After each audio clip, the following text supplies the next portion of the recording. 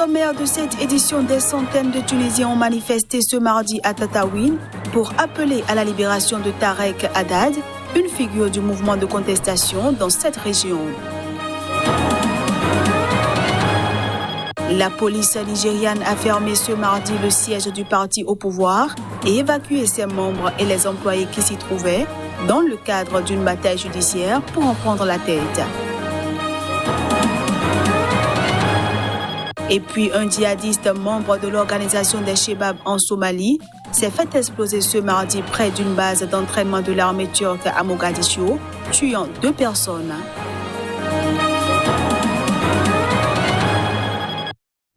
Voilà pour le sommaire, bienvenue à tous. Pour le 3e jour consécutif, des centaines de Tunisiens ont manifesté ce mardi à Tataouine. Ils appellent à la libération d'une figure du mouvement de contestation. Rassemblés dans le calme devant le tribunal de la ville où la police était déployée en force, les manifestants ont exigé la libération du militant Tarek Haddad, arrêté samedi dernier. Selon son avocat, Abdelaziz Ayeb, Tarek Haddad est poursuivi pour outrage à un fonctionnaire public, participation à un attroupement de nature à troubler la paix publique, outrage via les réseaux sociaux et entrave à la circulation de la route par la force. Il doit comparaître le 2 juillet prochain, a déclaré son avocat Ayeb, qui a déposé une demande de libération. Le président tunisien Kais Saïd avait reçu en janvier des militants de Tataouine, où le taux de chômage atteint 30%, le double de la moyenne nationale. Ce mardi, il a estimé que l'approche sécuritaire n'est pas une solution. Cela peut déclencher d'autres manifestations et points chauds. Un conseil ministériel spécial est prévu vendredi sur la situation à Tataouine, selon le gouvernement. Pour rappel, les promesses faites par le gouvernement en 2017, après des semaines de blocage d'un site pétrolier voisin, portaient sur des embauches dans des sociétés d'entretien, des jardins et espaces verts. Ce type de société publique a servi à embaucher des chômeurs dans plusieurs régions marginalisées mais riches en matières premières. Néanmoins, à Tataouine, les embauches ont été en deçà des promesses.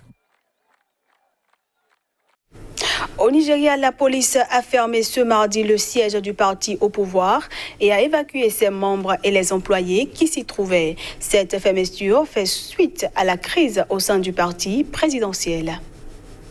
Une quinzaine de policiers et agents de renseignement sont arrivés au siège du parti progressiste APC à Abuja en début d'après-midi ce mardi et ont fermé les locaux. Sur Twitter, la police nigériane a fait savoir que ce déploiement vise à maintenir la paix en prévention de possibles troubles à l'ordre public. Ce que nous voyons là est illégal, a dénoncé à l'AFP Franck Ossé, l'un des membres du parti au pouvoir présent sur place. Les leaders de APC, conduits par le président Muhammadu Buhari lui-même, doivent régler cette crise.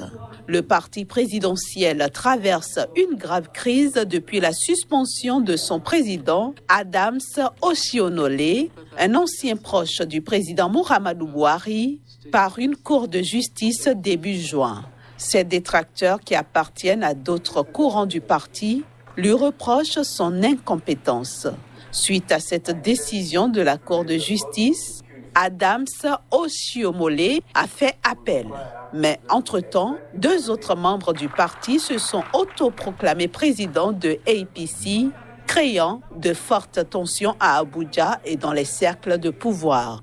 Dans le rang des militants, l'intervention personnelle du président Muhammadu Buhari est sollicitée pour mettre un terme à la crise.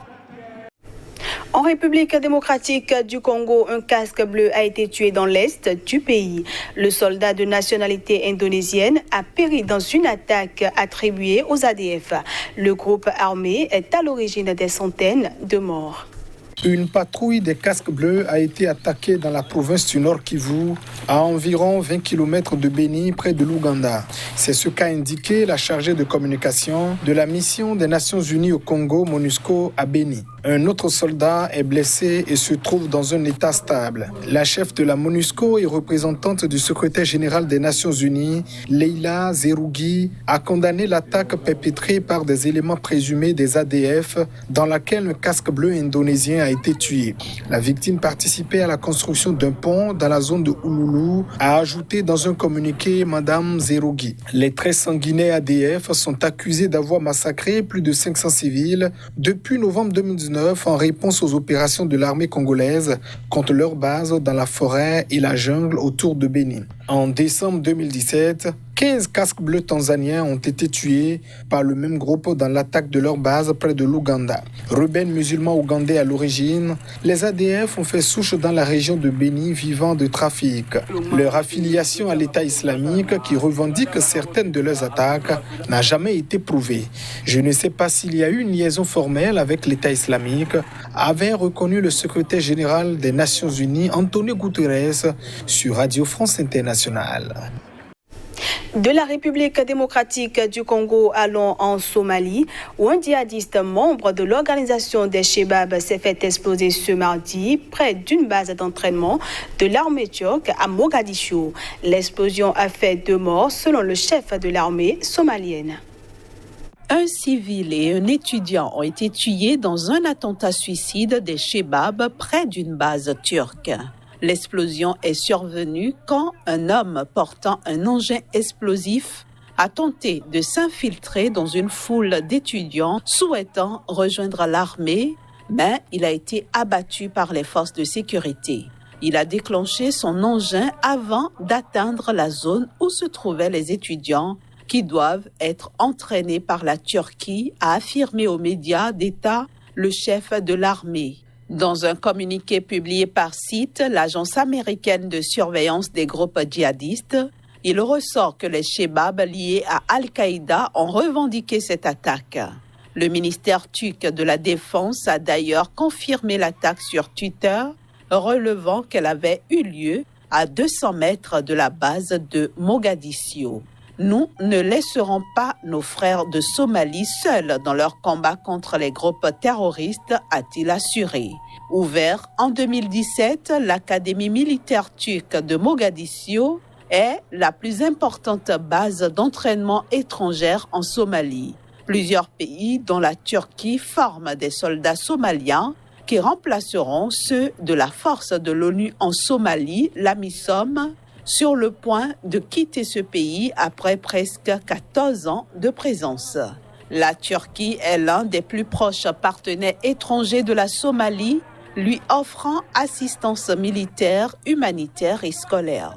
Selon le site du ministère turc des Affaires étrangères, sa plus grande ambassade dans le monde se trouve à Mogadiscio et les investissements turcs en Somalie s'élèvent à 100 millions de dollars. Des entreprises turques gèrent également l'aéroport international et le port de Mogadiscio. En Afrique du Sud, le pays d'Afrique subsaharienne le plus touché par la pandémie de coronavirus, le taux de chômage a atteint au premier trimestre 2020 30,1% de la population active. Des chiffres annoncés ce mardi par le Bureau des statistiques du pays. Le nombre de personnes sans emploi en Afrique du Sud a progressé de 1% entre janvier et mars par rapport à la même période de l'année 2019 pour s'établir à 7,1 millions de personnes. C'est ce qu'a précisé ce mardi le Bureau sud-africain des statistiques à travers un communiqué qui précise que le taux de chômage a atteint au premier trimestre 2020 30,1% de la population active dans le pays.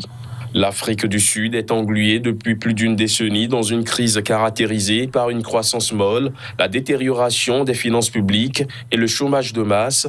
Son économie est retombée dans la récession au dernier trimestre de l'année dernière. Sur l'ensemble de 2019, son produit intérieur brut n'a augmenté que de 0,2%, sa plus faible progression depuis la tempête financière mondiale de 2008.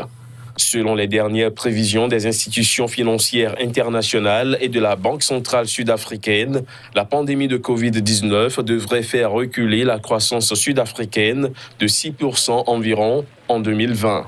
Le président Cyril Ramaphosa a promis un plan de soutien à l'économie et aux plus démunis de plus de 24 milliards d'euros et a largement assoupli le confinement anti-Covid-19 très strict mis en place à la fin du mois de mars dernier.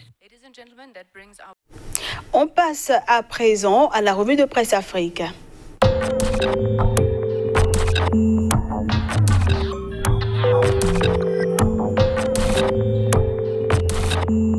Bonjour à toutes, bonjour à tous et bienvenue dans cette revue. IBK est sur la sellette, mais tous les Maliens ne l'ont pas pour autant abandonné. Pour donner cette preuve à la communauté internationale, l'Indépendant nous informe que la convergence des forces républicaines décide d'occuper la rue le 27 juin. L'indicateur du renouveau rapporte la même information et précise qu'il s'agit bel et bien d'une réponse au M5 RFP. Les Échos, à travers sa tribune du jour, fait remarquer que l'imam Mahmoud Dicko doit son ascension à l'échec de l'élite politique malienne. L'une des figures de cette élite politique malienne annonce Soumaïla Cissé. Nouvel Horizon croit qu'il pourra être libéré par ses ravisseurs après 3 mois de détention. Les acteurs en charge de l'organisation de la présidentielle en Côte d'Ivoire sont sceptiques. Le nouveau courrier à propos des soupçons de fraude massive dans l'actualisation de la liste électorale rapporte des propos du président de la CEI qui donne froid dans le dos. Fraternité Matin rassure les retardataires que le processus d'actualisation de la liste est prorogé jusqu'au 30 juin prochain. Bédié, quant à lui, a déposé sa candidature, révèle le bélier intrépide. Pour sa chance de gagner cette élection, un diplomate américain est formel. En cas d'élection transparente, Bédié sort vainqueur, déclare-t-il. Le quotidien d'Abidjan voit le candidat Gon Coulibaly tel une feuille morte devant Bédié. Mais le jour alerte sur les gros risques que Bédié fait courir à la Côte d'Ivoire en allant à cette élection à 86 ans d'âge. Après les combats, place à la reconstruction du nord anglophone du Cameroun. Cameroun Tribune pense qu'il est important de sensibiliser avant toute action dans le cadre de cette reconstruction. Le président de la République, grand acteur du jeu, n'est jamais présent. Le jour le déplore, mais note qu'au plan communication, Biya est présent malgré son absence. Cameroun Business constate que le marché avicole bat de l'aile.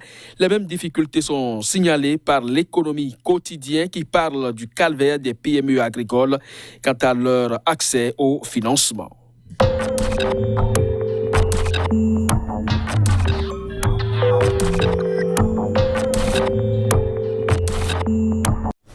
Voilà qui vient mettre un terme à cette édition. Merci à tous d'avoir été des nôtres.